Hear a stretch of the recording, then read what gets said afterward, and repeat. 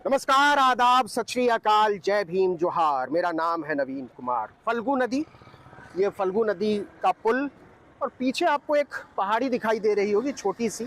उस पहाड़ी का नाम है रामशिला। तो राम की राजनीति का बड़ा जोर है इन दिनों।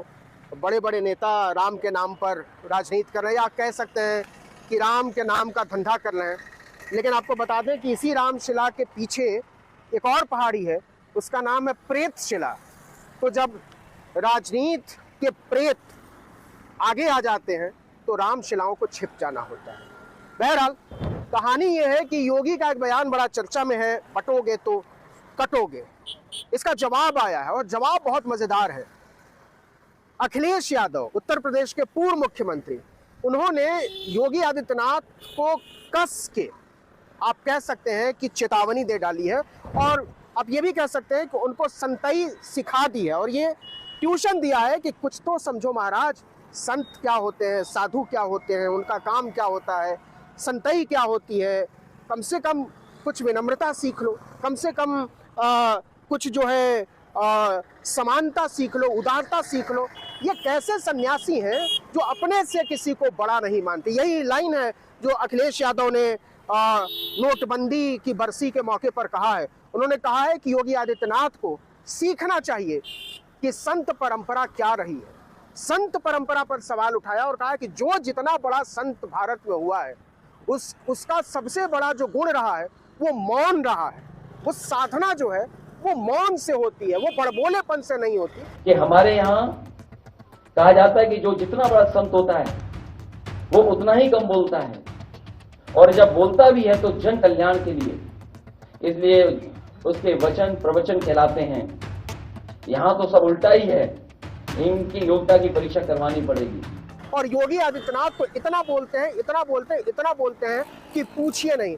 तो बटोगे तो कटोगे का जो लगातार जवाब आ रहा है, एक जवाब आया था कि जुड़ेंगे तो जीतेंगे, इसके बाद एक जवाब आया है कि ये कैसे संत हैं जो चुप होने का नाम नहीं लेते, जो लगातार बांटने की बात करते हैं, जो लगातार काटने की बात करते हैं, जो लगातार नफरत की बात करते हैं। तो राजनीति की जो भंगिमाएं हैं वो महाराष्ट्र के चुनाव के समय, झारखंड के चुनाव के समय और उत्तर प्रदेश के जो उपचुनाव हो रहे हैं, 9 सीटों पर उपचुनाव, हालांकि वहां 10 सीटों पर उपचुनाव हो रहे थे। अखिलेश यादव ने यह भी कहा कि जो मिल्कीपुर सीट है अयोध्या वाली, उस पर चुनाव लड़ने की हिम्मत नहीं हो रही है, इसलिए उस पर चुनाव होने नहीं दिया जा रहा है। भाजपा चाहती नहीं है क्योंकि अयोध्या हार गए थे, और वो भी रामलला के मंदिर के उद्घाटन के 6 महीने के भीतर हार गए। तो भाजपा की बड़ी फजीहत हो गई, और अखिलेश यादव बैठा भी देते हैं अयोध्या वाले सांसद जी को सबसे आगे वाली सीट पर, जिसके बगल में नरेंद्र मोदी बैठते हैं। तो जितनी बार नरेंद्र मोदी अयोध्या के सांसद को देखते हैं, फैजाबाद के सांसद को देखते हैं, उनका तनाव उतना ज्यादा बढ़ जाता है। तो ये अखिलेश यादव का अपना तरीका है, उनका विट बड़ा मजेदार है। राजनीति के सारे लोग, विपक्ष वाले भी कहते हैं कि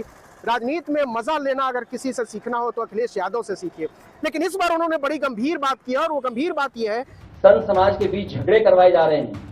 जो अपने से बड़ा किसी और को नहीं समझते हैं वो कैसे योगी हैं, क्योंकि जिस तरह के भाषा इस्तेमाल हो रही है उससे कहीं ना कहीं लग रहा है कि उनकी योग्यता के बारे में भी हमें और आपको जानना चाहिए। और व्यक्ति वस्त्र से नहीं वचन से योगी होता है। योगी आदित्यनाथ को कहा है कि आपको संतई सीखनी चाहिए, आपको सीखना चाहिए कि हमारे जो भारत के पुराने तपस्वी हुए हैं, साधु महात्मा संत हुए हैं, वो कैसे उन्होंने वो आध्यात्मिक चेतना हासिल की, कैसे उन्होंने ज्ञान का संदेश दिया, शांति का संदेश दिया। आप इसको सीखिए। मैं जानबूझकर बुद्ध की धरती पर हूँ, और बुद्ध और मौन का बड़ा रिश्ता रहा। आप बुद्ध की मुद्राएं देखिए, तो इससे ज्यादा, बुद्ध से ज्यादा किसी ने शांति का पाठ नहीं पढ़ाया है पूरी दुनिया को ही। और अगर हम भारत की ही बात करें तो आज भी भारत की पहचान पूरी दुनिया में केवल 2 लोगों की वजह से है कि हमारे देश में बुद्ध हुए और हमारे देश में गांधी हुए। और अल्बर्ट आइंस्टीन ने कहा था कि आने वाली नस्लें इस बात पर भरोसा नहीं करेंगी कि गांधी जैसा कोई आदमी इस धरती पर कभी हुआ भी था। लेकिन बुद्ध के देश में अगर ये कहा जा रहा है कि बटोगे तो कटोगे, तो इसका मतलब ये है कि किस तरीके की चेतना, राजनीतिक चेतना विकसित की जा रही है। और अखिलेश यादव उस पर जमकर प्रहार कर रहे हैं। उत्तर प्रदेश की 9 सीटों पर उपचुनाव हो रहे हैं, बिहार की सीटों पर उपचुनाव हो रहे हैं, केरल में हो रहे हैं, बहुत सारी लोकसभा की सीटें हैं जहां पर उपचुनाव हो रहे हैं। तो कहने का मतलब ये है कि शुरू में लगा था भारतीय जनता पार्टी को, और नरेंद्र मोदी उड़ा ले गए इस नारे को, थोड़ा बदल के बटोगे तो कटोगे को, कि एक है तो सेफ है। अब लग रहा है कि भाजपा फंस गई है और उनको लगता है कि वाकई ये जो है सिर पर बोझ की तरह, क्योंकि रोज रोज इसका जवाब देना पड़ता है। और चाहे जो कह लीजिए, नरेंद्र मोदी को चाहे जितना अच्छा लगता हो, योगी आदित्यनाथ को चाहे जितना अच्छा लगता हो, हिमंता बिश्व शर्मा को चाहे जितना अच्छा लगता हो, लेकिन इस देश की जनता को अच्छा नहीं लगता है। इस देश की जनता चाहे कुछ खास लोग चाहे जितने नफरत से भरे हो, लेकिन वो बटोगे तो कटोगे जैसे घटिया, और घटिया से ज्यादा कहना चाहिए उदंड नारे को अपनी जुबान पर लाना नहीं चाहते हैं।